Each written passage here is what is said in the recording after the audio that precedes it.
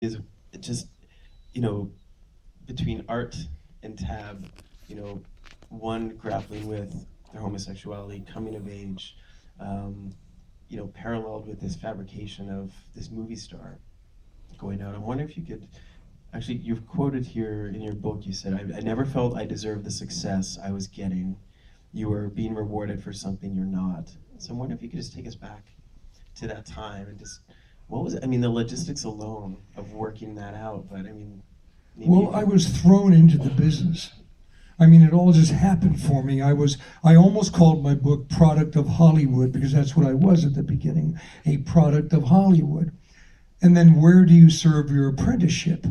You've got to learn. I had to learn while doing, and I wasn't that interested at first. I fell into it, and I was a wide-eyed kid, and I loved it. But then little by little, thanks to Dick Clayton and people like that, who was part of our family, I really realized what a wonderful way to express oneself through acting. And I really fell in love with it and was very fortunate to work with people like, Gary Cooper, Fred Astaire, Van Heflin, 3 films with him, and wonderful directors, Arthur Penn, John Frankenheimer, Sidney Lumet. I mean, the great ones that are really great that started in live TV. You forgot Divine. Well, that was leading. Now we're talking about my leading ladies. Whenever I talk about my leading ladies, you know this, I always say Geraldine Page, Lana Turner, Natalie Wood, Divine. How could you not say Who that? was the best kisser, though? Probably. Well,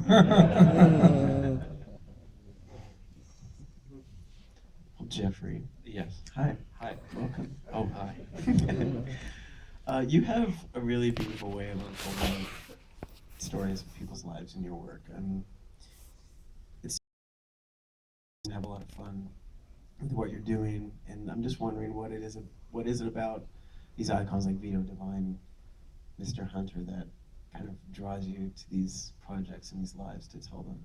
Well, they're all totally different, although 3 of them have the same birthday, weirdly. Tab, Vito Russo, and Jack Wrangler, the 70s porn star, they all have the same birthday. 7-Eleven, like the market. It's weird. It's weird. And that, I don't know, that kind of tells me something, that I just fall in love with these people. And I tell people about them, and I expect everyone to know who they are, but most often they don't. And I guess I just want to kind of, well, in the case of Vito, for example, I wanted to revive his memory. He was such an important guy, such a charismatic guy, changed the world. Few people knew about him, so I felt with his story it was a way to talk about the LGBT movement. And with Tab's story, it was different. With Tab, it was, for me, it's a journey of self-discovery and self-acceptance. All the films are kind of have the same similar theme, and Tab had all these extra pressures, coming to terms with his own identity, but being in the public eye and having that glare of that spotlight on him. What was that? What was that like? I was so curious to know what that was like for him. Well, and of course, it's no longer the same Hollywood. The old days, you had those movie moguls. You had Jack Warner at Warner Brothers. You had Daryl Zanuck, Harry Cohn at Columbia. You had, all those wonderful people that really know how to run a studio and make motion pictures. And when they say you go to work on Thursday, you go to work on Thursday. It's that simple. Careers, and they were quite wonderful to work for. And if you didn't do your job, you were out and someone else was in there. And a lot of people today don't understand that you have to have a dedication. You have to have a love of what you're doing. And you have to be able to accept responsibility is a lovely word. I think it's important to remember that. I was very fortunate to be at the end of that Hollywood era, which never will be again. So it was nice that we could show that, and you showed it so well, Jeffrey. But also, it's a story growing up, falling into the business, wanting to learn the craft, and the golden years. And throughout that whole time, to be thankful. That's very important in our lives. And we often get so tied up doing other things. So one thing I did notice through the film your many different sweaters and various outfits during the film, and it's one thing to have a costume change, but I was curious, given that to me it meant there were multiple interviews and multiple times you were meeting, and so I'm wondering if, in spite of the memoir being published, was it still difficult for you, or did it take a few tries to still talk about you're coming to terms with your sexuality in an old Hollywood? I've never been comfortable in that, in having to talk about my sexuality. It started with a book. Alan said to me, "You've got to do a book." And I said, no, I don't. He said, "Yes, you do, because someone's going to be doing a book, and I think you should do it." And I thought about what he said, and I thought, you're right. Get it from the horse's mouth, and not from some horse's ass after I'm dead and gone. Because you know damn well someone's going to put a spin on your life. Yes. I mean, I have nothing to hide. That is my life. That's a part of my life, as much as we could tell in 93 minutes, and you did a brilliant job with it, really. And I am so appreciative. But you have to be very careful. We wanted to acknowledge Tab's a little bit to some degree, and that's why we included that piece in the beginning where he says, well, I'm not so comfortable. This is the most I've ever opened up, and this is it. So take it or leave it. I mean, that was basically it. The day when you said talk about it, Ronnie, what about Ronnie Robertson? And I thought, oh, hey, what does he say?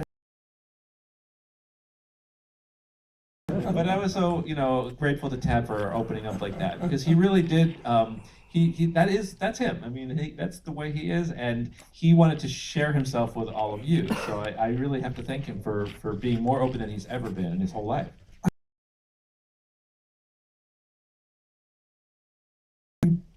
Problems of their sexuality, and there's so many things coming at them from all different directions. It's very, very difficult, and you have to be. And I was very quiet about my life. I still am very quiet about my life. I'll say what I want to say, and if I don't want to say it, as I show up on the screen, I just don't talk about it.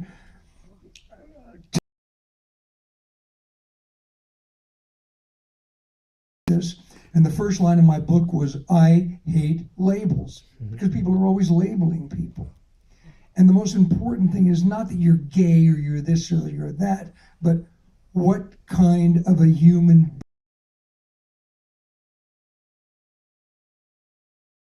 And if that can help, along with what Geraldine Page once said to me, I was doing a television show with her, and I said, "Jerry, everything you do, people love. The critics are always, I hate the press. I always." My arm, and she said, "Remember this, Tab. If people don't like you, that's their bad taste." I was shocked. I thought, whoa, furthermore, I love that. And furthermore, I pass that on to. Don't like you, that's their problem, not yours. As long as you're going down the road doing the best you possibly can. Period.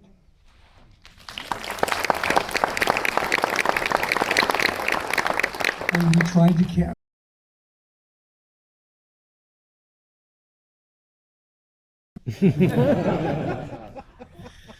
So Tab, as one myself who grew up a Catholic boy, I am always curious about how people deal with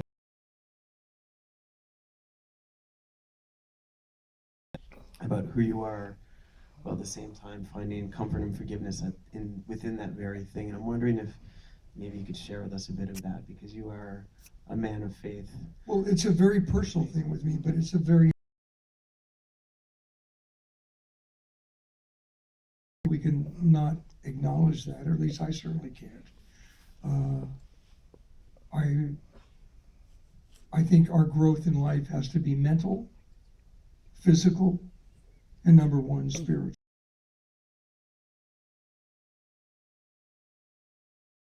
So there. We were talking about saints at dinner, though. I was asking, yeah, how many saints are there? 'Cause I thought Tab would know. He actually.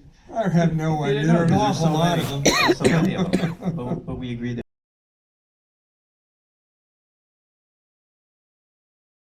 And you gotta say with Mother Dolores when you go to Bethlehem, Connecticut. You can She's visit Mother great. Dolores in her abbey. They do take visitors. They take reservations, and you can go and visit them. And I would love to do that. She was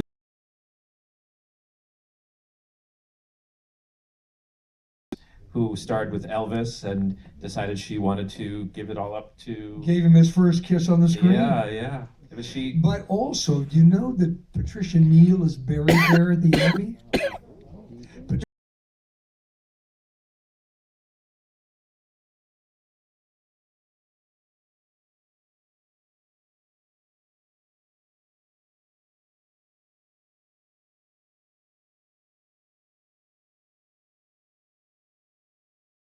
Uh, Maria Cooper is an outstanding human being, and she's been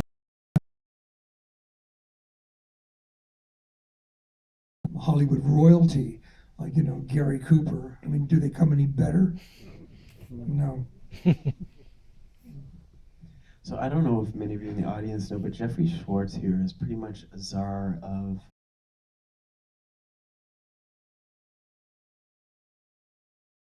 EPKs. Jews can't be czars.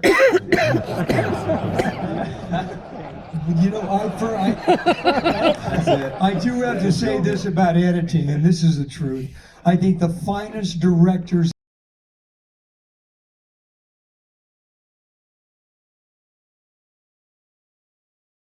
long on a scene, and you can blow it. You cut it too quickly, and you rob the audience of the feeling that they should be going or want to go through. It's a very, very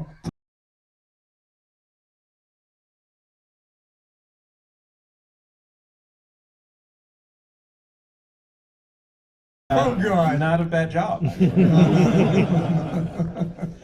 Well, at dinner you mentioned you have dozens of more interviews. And so I'm wondering if there are future plans when you get to a Blu-ray or DVD or something. I mean, do you have some Easter eggs up your sleeve there? We're working on it. I mean, Mr. Schwartz. if there's even, I mean, DVDs are a vanishing medium. It's so interesting, years ago. 6 years. Most people see movies, hopefully this way, on the big screen, but most people access movies on the computer now or streaming. So the way you see movies is just transforming. But yes, to answer your question, we shot I think about 60 interviews. Our DVD will have some bonus features. We'll see. Like who? Oh, like who? Oh, like who? Oh gosh, first person that comes to my mind, there's a great friend of mine who's a horseman by the name of George. I always go back to George because he was a great rider. He was a chef de keep for the United States equestrian team, much like Mark Laskin is the chef de keep for the Canadian team. He's, I've known him since he was a junior rider before he went to the Olympics. And I love people like that to be in there, all the sports figures. We have actresses that didn't make it. Oh, one story that we really wanted to include was Tab doing a Broadway show, a Tennessee Williams play called The Milk Train Doesn't Stop Here Anymore with Tallulah Bankhead. Now, she was a character. Really? She got mad at me one day on stage. I'll never, you don't want me to tell you the story. It's the first day an actor is without a script. It's really rather difficult. And I was trying to get through this wonderful Tennessee Williams monologue, and she kept interrupting it. So I just looked over and I said, "Why the don't you shut up?" And she looked at me and she said, "Well, you're the rudest man I've met since Marlon Brando." I said, "Well, thank you for putting me in such good company."